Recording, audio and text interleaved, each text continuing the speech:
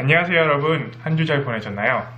오늘은 복잡하게 생각될 수 있는 회계 손상에 대한 부분을 간단하게 해석해 보도록 하겠습니다.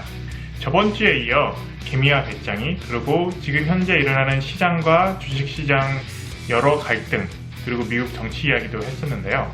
오늘은 조금 스페시픽한 토픽, 회계 손상에 대한 이야기를 해보겠습니다. 한국 주식시장에 관심 있는 분들은 다들 아시겠지만 금융감독원 그리고 금융위원회가 있습니다.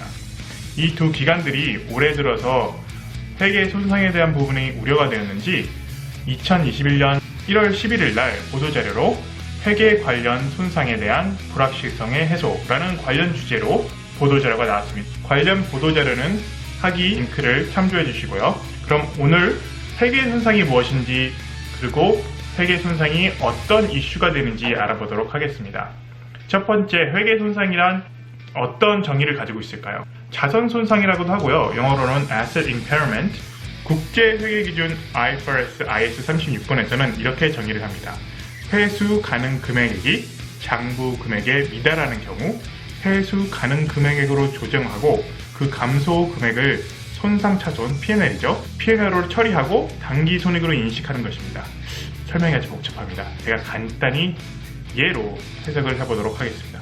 100불의 가치가 되는 어떤 자산의 기업 자산의 회계 장부에 가치가 적혀 있습니다. 100불의 가치가요. 근데 이 100불의 가치가 어떤 외부적 요소나 내부적 요소로 인해서 100불의 가치를 못하고 80불, 70불 가치가 떨어지면 이 떨어진 것을 회계 장부로 기록하는 게 회계 손상입니다. 회계 손상에 있어서 가장 중요한 것은 이 자산의 가치죠. 국제회계 기준 IFRS 36번에서 나온 것처럼 recoverable value, 회수 가능 금액이라고도 합니다. 자, fair value라는 개념도 이 US 갭에서는 나오지만 여기서는 통틀어서 그냥 가치라고 얘기를 하겠습니다. 회계 손상이 있으면 그 기업에 문제가 있는 것일까요? 아니면 그 기업에 큰 손해가 있어 어떤 영향을 줄까요? 물론 재무제표상에선 손해가 적힙니다. 하지만 실제로 기업이 돈을 내는 것은 아니고 운영 이윤이 변경되는 것은 아닙니다. 회계상에서만 손해가 올해 실적에 적용되는 것이죠. 주식 투자하시는 분들은 이게 아주 중요합니다. 재무제표를 보시는 분들은 다들 아시겠지만 P&L 부분에서 임페어먼트나 자산 손상이 나오면 이 부분을 잘 분석하면 적자가 된 회계장부, 적자가 된 기업들도 어떻게 보면 흑자로 올해 실적이 될 수도 있습니다. 이 회계손상을 빼면 말이죠. 그래서 회계손상이란 가치평가에 있어서는 제일 중요한 타이밍의 역할을 하지 그 회사의 기초인 펀더멘털에 영향을 주지 않는 회계장부 기록법입니다. 자, 제가 조금 더 이해하기 쉽기 위해서 BTS 엔터테인먼트 가치평가의 예를 들어보겠습니다.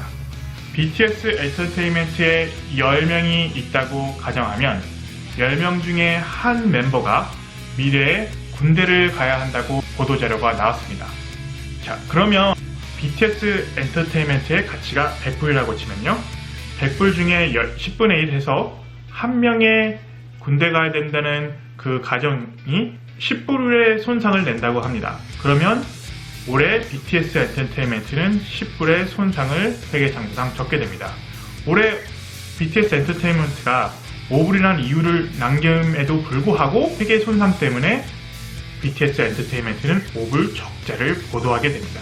이 회계 손상이 있건 없건 간에 보도자료로는 BTS 엔터테인먼트의 기업 가치에 있어서 손상이 있어서 많은 주식 투자하시는 분들이 작년 대비 올해는 적자를 냈구나 라고 생각하실 수 있습니다. 하지만 이 회계 손상은 미래에 있을 우려와 미래에 있을 자산 손상에 대한 것을 앞당겨 사용됐기 때문에 올해 실적에 있어서 손상을 낼 수 있지만 내년이나 후년에 똑같이 올해 BTS 엔터테인먼트의 이윤을 5불 남겼다면 5불을 내년에 올랐기 때문에 결론적으로 기업이 또다시 잘 됐구나 해서 또 주식 사시는 분들이 보도자료를 보고 살 수 있습니다.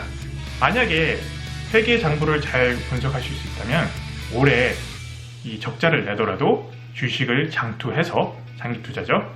내년에 다시 오를 이윤을 좋은 뉴스로 받아들였을 때 올라가는 주식을 캐치할 수 있는 트렌드를 이 회계 손상의 분석을 통해서 알아볼 수 있습니다.